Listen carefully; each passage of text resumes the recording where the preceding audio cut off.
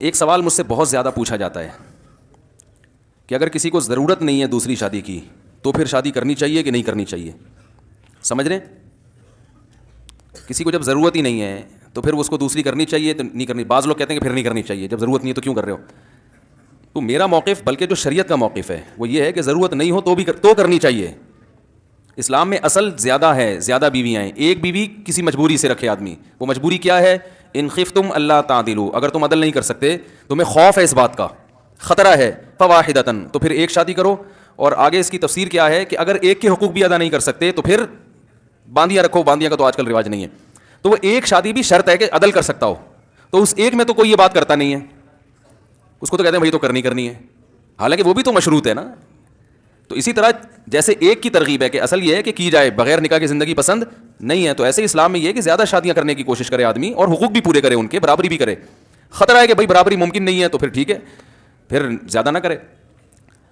تو یہ کیوں اسلام نے حکم دیا, یہ بات سمجھنے کی ہے. لوگ کہتے ہیں ہمیں دوسری کی ضرورت نہیں ہے تو ہم کیوں کریں. میں کہتا ہوں آپ کو نہیں ہے, معاشرے کو ضرورت ہے, عورتوں کو ضرورت ہے. دیکھو ایک اگر مرد یہ کہنا شروع کر دیں ہمیں ایک شادی کی بھی ضرورت نہیں ہے, اور سارے مرد یہ کہہ کے ایک بھی نہ کریں, تو علماء ڈنڈا لے کے ان کی دھنائی لگائیں گے, زبردستی کروائیں گے نا کہ آپ کو نہیں ہے تو عورتوں کو تو ہے نا. ان کا کیا قصور ہے بھائی, ان کو کیوں آپ نے مصیبت میں جو ہے مصیبت کی بھینٹ چڑھا دیا ہے. وہ زنا کی طرف مائل ہوں گی, وہ معاشی کفالت کی محتاج ہوں گی, اولاد کی نعمت سے محروم ہوں گی. تو اسی طرح یاد رکھو کہ آپ کو دوسری کی ضرورت نہیں ہے, معاشرے کو ضرورت ہے. تو معاشرے کی ضرورت کی بیس پہ شریعت نے کہا ہے کہ آپ زیادہ شادیاں کریں. سمجھ رہے ہیں کہ نہیں سمجھ رہے ہیں؟ آپ یہ کہہ سکتے ہیں کہ جب اللہ اس کے رسول نے ہمیں زیادہ شادیوں کا حکم دیا تو اگر سب لوگ دو رکھنا شروع کر دیں گے تو اتنی عورتیں تو مارکیٹ میں ہیں نہیں نا. یار سمجھ میں نہیں آ رہا ان کو کیا سمجھایا آدمی. بھائی پھر اگر یہ مرد کی ضرورت ہے یا ترغیب ہے تو اللہ اتنی عورتیں پیدا تو کرتے ہیں نا. اتنی عورتیں تھوڑی ہیں دنیا میں, تو ریشو تقریباً برابر یا تھوڑا سا ریشو زیادہ ہوگا, اتنے زیادہ تھوڑی ہے. تو خوب سمجھیں, جب اسلام نے آپ کو ترغیب دی کہ آپ کریں تو کوشش ہر ایک کرے گا, کامیاب ہر ایک نہیں ہوگا. فائدہ عورت کو ہوگا کہ رشتوں کی بھرمار کی وجہ سے ہر عورت کی اس کی پسند کی, اس کی مرضی کی شادی ہو جائے گی. سمجھا پا رہا ہوں اپنی بات؟ وہ یہ خود فیصلہ کرے گی بھائی یہ پہلی والا ہے یا دوسری والا ہے یا چوتھی والا ہے. میں نے چوتھی والے سے نہیں, میں نے پہلی والے سے کرنی ہے. تو وہ تھوڑی آپ سے دوسری بیوی کیوں بنے گی آپ کی. وہ آپ پیغام بھیجو, آپ کا کام ہے ٹرائی کرنا, اگلے کا کام ہے اپنا فائدہ دیکھ کے آپ کے پیغام کو قبول کرنا. اگر اس کو آپ کے پیغام قبول کرنے میں اپنا فائدہ نظر آ رہا ہے تو وہ قبول کرے گی, نہیں تو وہ کنوارے کو آپ پہ ترجیح دے گی. اگر کنوارا موجود ہے اس کے باوجود آپ کی دوسری بیوی بن رہی ہے تو اس کا مطلب آپ میں کوئی سرخاب کے پر لگے ہوئے ہیں,